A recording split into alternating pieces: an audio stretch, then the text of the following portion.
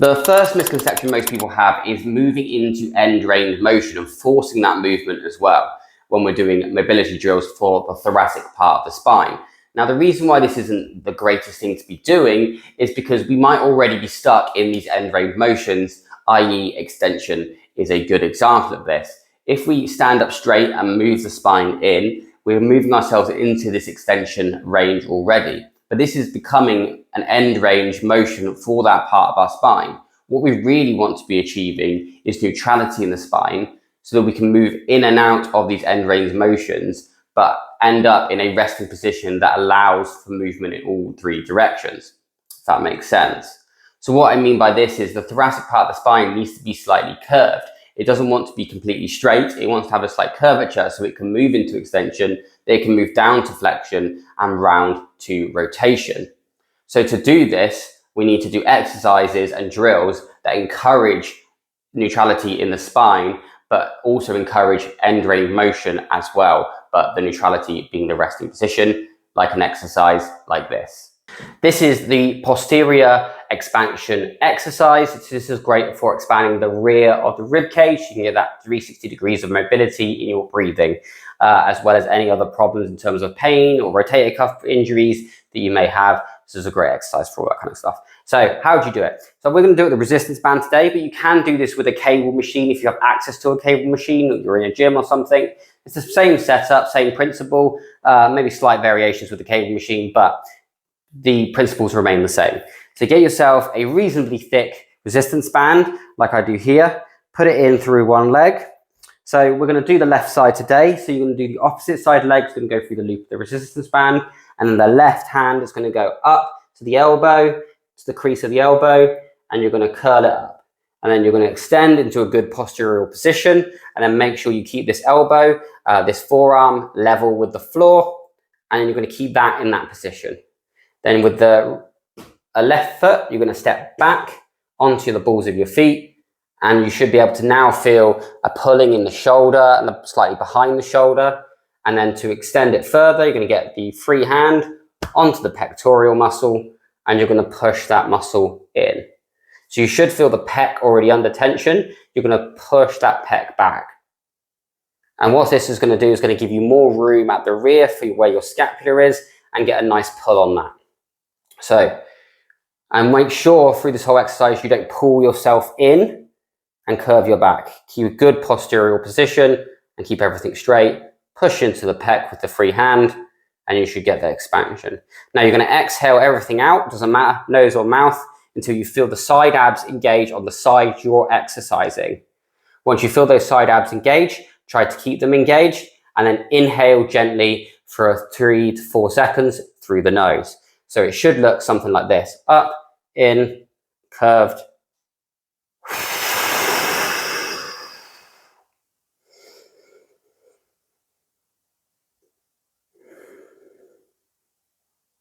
So you're going to do about 3 or 5 breaths of that and about 2 or 3 sets of that. And this is a great way for you to move the scapula out of the way of the rib cage. You get that good rear expansion, that good 360 degrees of rib cage mobility, and thus improve your breathing overall. This is great for breathing mechanics. It's also great for the biomechanics of your shoulder and stuff like that, like I've said before. And it's a great exercise you can do at home with the resistance band or in the gym. I hope you've enjoyed that. See you all soon. A second misconception that most people have around thoracic mobility is in rotation.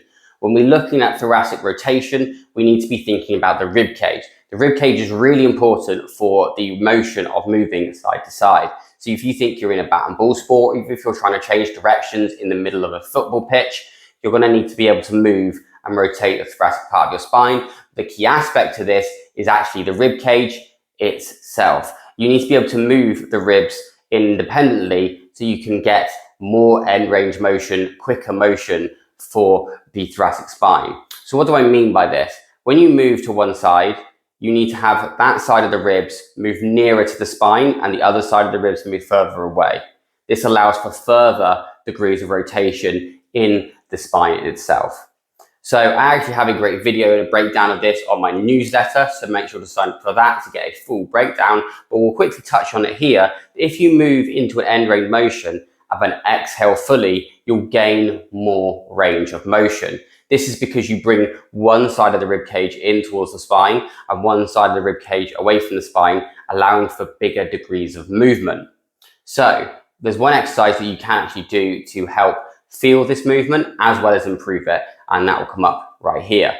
This is the uneven press up. So this is a great press up to use to improve that thoracic part of the spine and increase that 360 degrees of expansion for your rib cage. So to make it uneven, we've got here a weight. You basically want a 2 to 4 inches of height. So this can be a step or a weight in this case that you can use on one hand to elevate and make that arms uneven. Now, this isn't like a traditional press up where you'd have a nice straight back and nice straight legs and really focus on the arms. What we want here is slightly bent legs, and we want to be making sure that we're focusing on the scapula, the posterior of your body, rather than the push-up position itself. So we don't want to make sure that we are locking out the arms completely at the top of the rep. Well, obviously, the arm that is elevated will have more ability to be bent because it is higher than the other arm, which is fine. But we want to make sure that the arm that's on the floor, the arm we're working, is actually not going to full extension. This is because we want to make sure the scapula is moving away from the rib cage to free up that room. So the setup is as easy as a press up. One hand, which is the supporting arm, onto the raised area. The other hand on the floor. You want to have your legs slightly bent with your pelvis slightly tucked in. And then as you go down, you want to do inhale. Preferably, you want the inhale here to be about 2 to 3 seconds, preferably 3. And then you want to exhale as you go back up. So back into position, and then